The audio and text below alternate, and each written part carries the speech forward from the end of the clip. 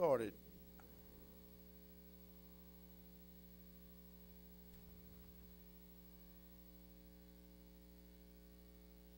Mr. Guidry, you want to take the floor and bring us through this?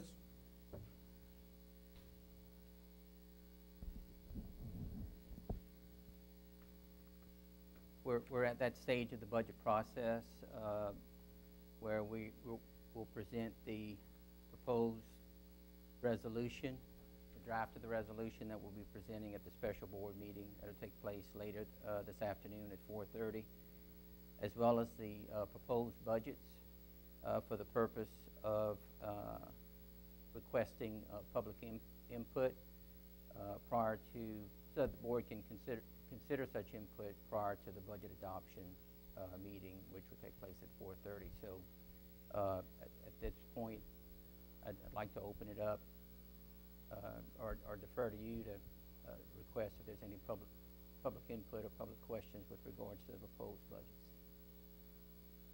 First of all, I would ask if we have any comments from the public relative to the budget. Any questions or comments from members of the board? Hearing none. Mr. Guidry? Okay. With that said, we can call up the unified budget and just view it for a matter of a minute or so, and then hearing can be adjourned at that point. Okay. I'd like to go, we're going to try to go into executive session, but before the 5:30 meeting, if we can. So go ahead.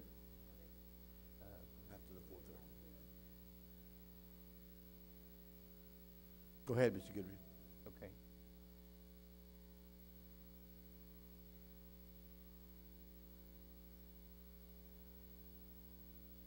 We have up on the screen the summary of funds, the proposed budgets that will be considered by the board at its 4:30 special board meeting. This is the same document that's been available for public inspection since May 18th.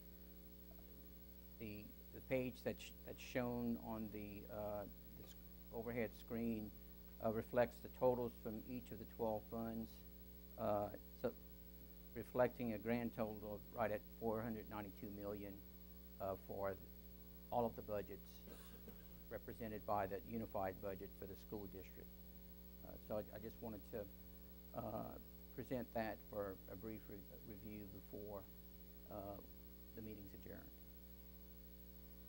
Any comments?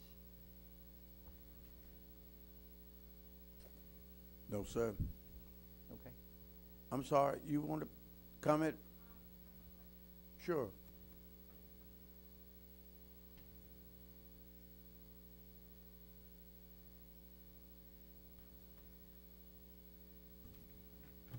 Mr. Angel and members of the board, I have a question about the budget, and it deals with the item in the insurance activity budget, the movement of some money from our insurance reserve account into the OPEB savings account.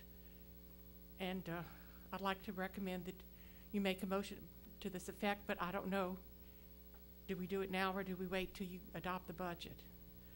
Work on that. Right now, this is comment time. Correct me if I'm. This is comment time, and at 4:30, we're going to have another meeting with the intent of adopting the budget. Okay. Well, the only comment I have about that movement is not to request not to move money out of the insurance reserve fund until we see what the bid is on the new insurance, because that money that was moved in the past, and it had nothing to do with this board, it had other boards, made us pay higher premiums and take higher deductibles at the last bidding for an insurance, because we didn't have the money in our reserve account to cover what we had. So I would request that we not move any money out of the insurance reserve account. This is not a good year to take money that we may need. Thank you. Any other questions or comments? Or yes, sir, Mr. Hidalgo. Thank you, Mr. President. First of all, I'd like to say welcome back to Ms. Saunier. Mr. Dugas, could you briefly educate us on that transfer? Because that has been taking place for many years. And that's to ensure that existing employees are going to have the same benefits and advantages of insurance as the current retirees enjoy. And so I want to make sure that, you know, we don't shortchange our existing employees' future insurance by this not moving this minimal amount. You know, it's basically an insurance policy on the insurance policy. But can you just put that into technical terms?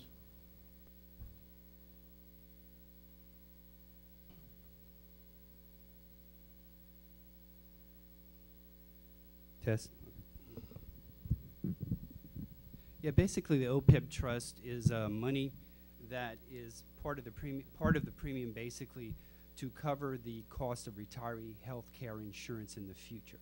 So basically it's an investment fund that's put aside so that it guarantees that retirees would in the future, once fully funded or hopefully ever fully funded, that would pay for the insurance premiums for the retirees, so it would be guaranteed more than just a promise from the state, which is where it is at this point. So we established a trust 5 or 6 years ago, and we've slowly been putting money in there to establish that trust. And I was telling Mr. Angel that currently GASB is coming out with 2 new pronouncements, and they're going to do exactly what we thought they would do. They're going to start separating bond ratings between those people who have a trust and a plan and those who don't. And that recently came out. I found out it last week. We're still going to go into some of the technicalities of that. But basically, if you don't have a trust and you're not funding something in it, they're going to put your discount rate on that calculation at a much less advantage rate and make your liability go even higher and make your bond rating go down.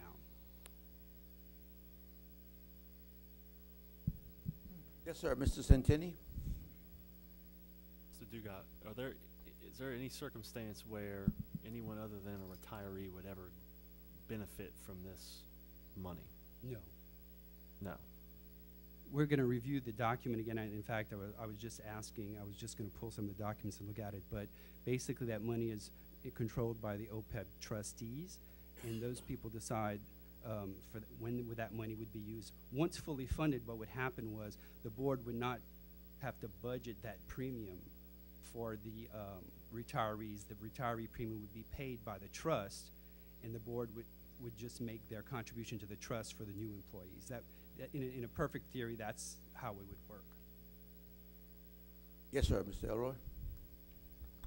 One of the fear is for increasing premiums. That's the fear of most of retirees, and like she said that in the past, the retirees had to pay back monies that they already had.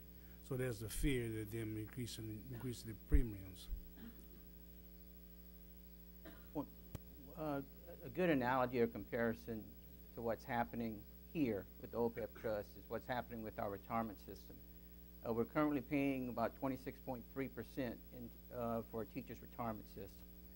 Of that amount, a little over 5% actually relates to what the board's current liability is. The remaining difference, which would be enough to have balanced the budget this year, is to fund what's referred to as the unaccrued liability that relates to the retirement system. And that unaccrued liability is the end result or an accumulation of not properly having funded the retirement system since back in the 30s when it first originated. So if you take that and apply it to our self-insured plan, it sort of works the same way. If the plan isn't funded properly, and by funded we're talking about premiums, then that unfunded liability that exists, that's out there, only gets larger. So the longer you wait, the greater the premium would have to be in order to properly fund that unfunded liability. So if we do nothing at all, the problem only accumulates and compounds each year. So 400,000 is not close to where we need to be, but it's a step in the right direction towards getting the plan to be actuarially sound, so that it's here not only for the active and retirees of today, but also the active and retirees of the future years. So that's really the premise for setting up this trust, is to at some point get to that funding level where we're where the plan is actuarially sound, and which means it's funded, fully funded. And in terms of the premium, I mean, $400,000 out of $40 million is not really a material amount of the premium to be sent. One thing that it does do, it helps by running it through the premium. About 35% of our salaries are paid for by grants, and right now the grants are not paying any of the OPEB liability because we can only charge them what the premium is. So, per se, if you work for Title I for 30 years, you started off as a Title I teacher and you retired as a Title I supervisor. Title I has not paid a penny for your OPEB liability into anything. So that day one that you retire, you become a liability to the general fund and to the insurance fund for all your OPEB liability, which really, technically, if you worked for Title I the whole year, should have been paid for by Title I. So that was kind of another premise of why we're kind of working it through the premiums, to have a cost sharing between the board, the employees, and also the grants.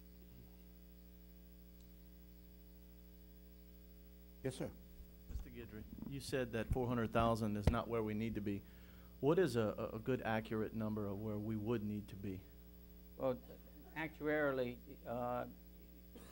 and this is based on last year's audit, so it's about a year old, but still probably still a good number to base the discussion off of. To fund the future liabilities that relate to our current active employees, it would be about $12 million a year, 11, 12 million a year. That's just for our current active base. So the idea would be, our game plan would be to work in that towards that 12 million, and it may be in just plan design changes. It's not, premium's not the only way to address it. You reduce your costs, you reduce that $12 million. Well, where did the 400,000 come from then? The 400,000 comes from within. Basically, you have your. How did you come up with the 400,000? I'm sorry, not. It was an amount that we felt the budget could bear, and not put us in a position of facing a shortfall. So it's not quite as much as we'd like, but by the same token, it is a step in the right direction. I'm real concerned about the security of our future retirees. So, whatever we have to do to stay on top of this, if 400,000 won't do it, then we need to, I would like to know what will. And if you think 400,000 is kind of like the bare bones, kind of kicking the can down the road, but still doing something, that's fine. But I am concerned. I think that the security, the insurer security of future retirees is important to me. Yes, and one of the things we have our consultants working on right now is just that. In other words, taking a look at our current plan design, which is not only group health, it's also prescription drugs. Looking at the claims, and not approaching it by simply with this attitude of, well, we'll just go up on premiums. Well no, we can't do that each and every year. Let's take a look at the plan design, spread the cost amongst as many participants as we can, so that you minimize the impact to all participants as a whole. So we're expecting for them to come back to us, I believe, in this month sometime. So Yes, we'll we have want to a attack little bit it more information. for both bringing it down to like 9 million. They think maybe we can work on bringing it closer to that area, even in lower, depending on what changes we make. The 400,000 was a historical number that we came up with, and because when Billy and I talked to Wall Street, and we have our conferences with S&P and Fitch and all the bond rating people, they have a whole section just on this OPEB. And what we're able to say is we have a trust, which first of all is a good thing, that we're funding the trust. And what we're saying is we're attempting to increase that funding over time to eventually stop the bleeding by turning the tourniquet slowly. So yeah, we would like to see a slight increase over the 400, but felt, 400 was, we could kind of say, well, we at least we put the 400 again this year, we're working on it. Because what they want to see is a plan. And they want to see that we know about that, we're doing something about it, and what we were told last week is they're going to do exactly what we thought. They're going to start separating those bond ratings between those who have a trust and a plan and those who don't.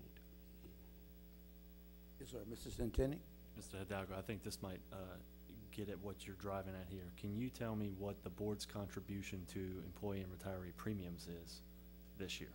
I know it's a little bit over 30, right? Yes, I believe it's in the 32 to 34 million dollar range. Okay. And I don't think you ever actually said the number. What, if we had all the money in the world, what would we fund the OPEB trust at annually? Annually, it would be approximately, if we funded only our current liability, it would be approximately 12 million a year. I believe the total liability was in the 400 million range.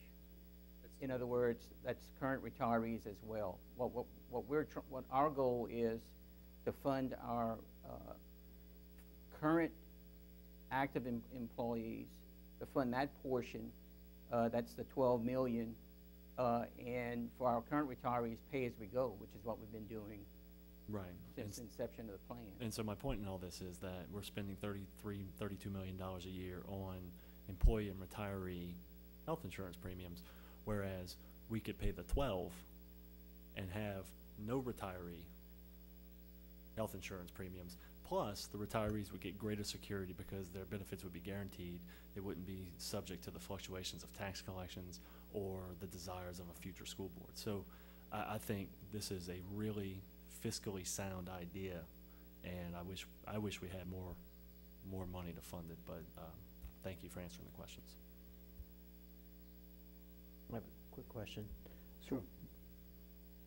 I understand we have this desire to move towards somewhere between 400,000 and 12 million or more, because we actually have our true liability is more than 12 million.